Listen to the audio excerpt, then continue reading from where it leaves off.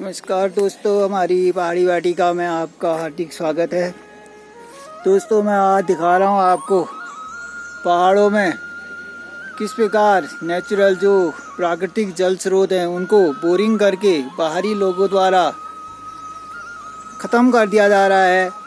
ये देखिए आप, ये यहाँ पर पूरी पहाड़ी पानी के जल स्रोत इसमें है सभी के अपने, और बाहरी लोगों द्वारा परमिशन, पता नहीं इनको परमिशन भी कैसे मिलती है, और ये परमिशन लेके यहाँ पर बोरिंग करा लेते हैं। ये सब पैसों का खेल है। ये देखिए, जो हमारे नेचुरल स्रोत हैं इसीलिए सूख रहे हैं।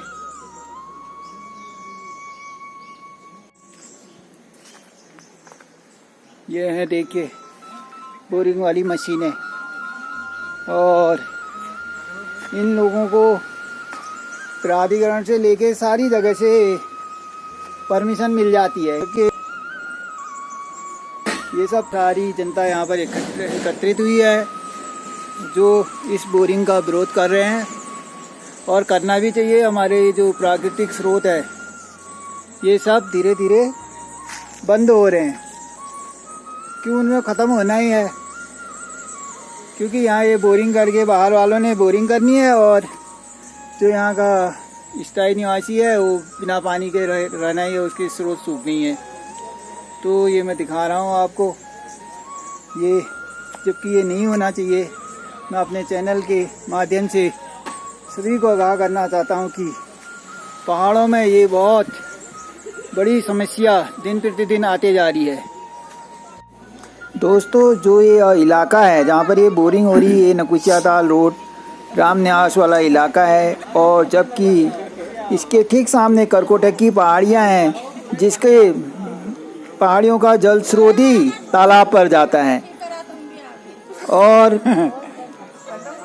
ये बोरिंग करके इन जल स्रोतों को धीरे धीरे सुखा देंगे, और एक दिन ऐसा आएगा कि यहाँ के लोगों को पानी के लिए तरसना पड़ेगा, और खुद तालाब भी सूखने के कगार पर रहेगा। तो दोस्तों, हम तो ये जो पहाड़ में जल स्रोतों के प्रति खिलवाड़ हो रहा है, इसके उसमें हमें इकट्ठा होना पड़ेगा, और सबको मिलजुल कर काम करना पड़ेगा। अपने प्राकृतिक स्रोतों को हमें खुद ही बचाना पड़ेगा, खुद बचाने के लिए आगे आना पड़ेगा, क्योंकि जल ही जीवन है और हमें इन स्रोतों को बचाना है।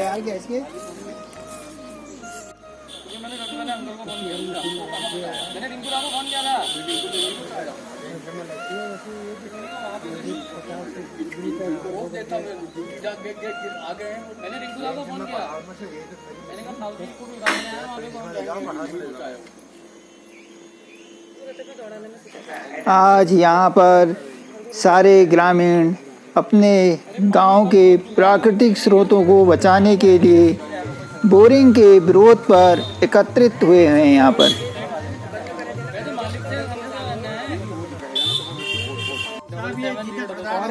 एरिया की नमी अलग जाएगी, पहाड़ का सब ही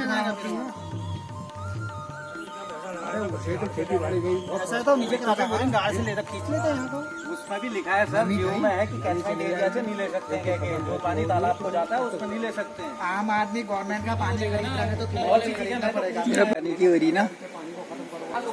दोस्तों, पहाड़ों में प्राकृतिक स्रोत सूखने का मुख्य कारण पहाड़ियों को बड़ी बड़ी मशीनों द्वारा काटा जाना और पेड़ पौधों को काट देना, ये मेन कारण है।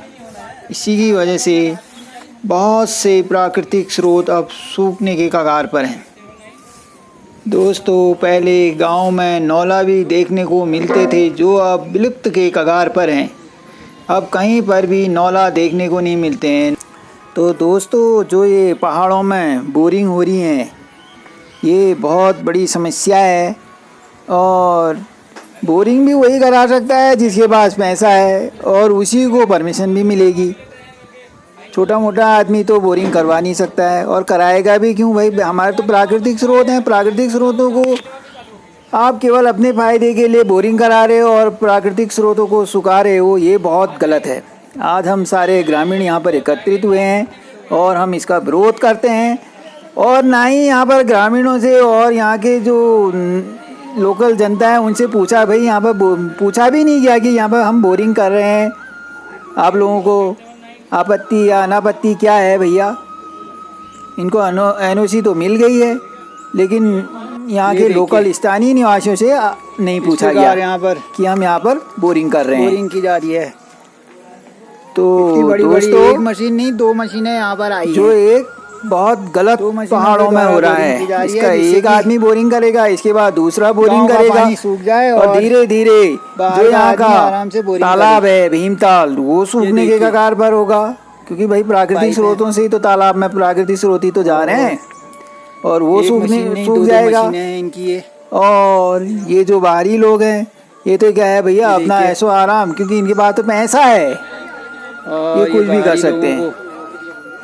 परमिशन मिल जाती है, जबकि जो यहाँ के स्थानीय निवासी हैं इनको पता भी नहीं रहता है कि यहाँ पर बोरिंग हो रही है। तो दोस्तों देखिए, ये जो यहाँ बोरिंग हो रही है, इसमें नीचे से लेके ऊपर तक सारे मिले जुले रहते हैं कि इन्हीं को परमिशन कैसे मिलती है बाहर के लोगों को। और ये बाहर के लोगों को परमिशन मिलने में यहाँ के लोगों का भी हो रहता है कि यहाँ के लोग क्यों वो उनके साथ मिलते हैं और खुद अपना पानी सुखा रहे हैं। जो यहाँ का नेचुरल पानी है, प्राकृतिक स्रोत है, वो धीरे धीरे सूखने के कगार पर है। तो ये आज सभी ग्रामीण एकत्रित हुए और इस बोरिंग को अभी तो रुकवा दिया।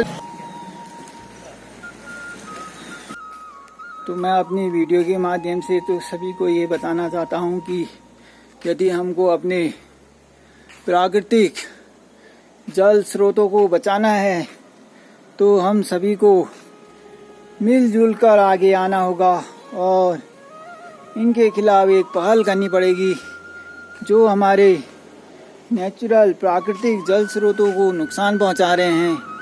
और तो इनके खिलाफ हमें एकत्रित होके एक अभियान चलाना पड़ेगा कि भाई हमारा नुकसान ना करें। और जो ये जल स्रोत सुखाने में मुख्य योगदान, पहाड़ के जो जल स्रोत सूखने में मुख्य योगदान ये बाहर के लोगों का विशेषकर है कि जो भाई पैसों के बल पर सारे कार्य करा सकते हैं। एक आदमी अपने खुद के लिए 200-300 लोगों के, गांवों के, परिवारों के पानी को, स्रोतों को मैं बाधा पहुंचा रहा हो, तो आप इसका अंदाज़ा लगा सकते हैं कि हमें मिलजुल कर इस मुहिम पर लगना है कि अपने प्राकृतिक स्रोतों को बचाएं। जल ही जीवन है, जल ही जीवन है।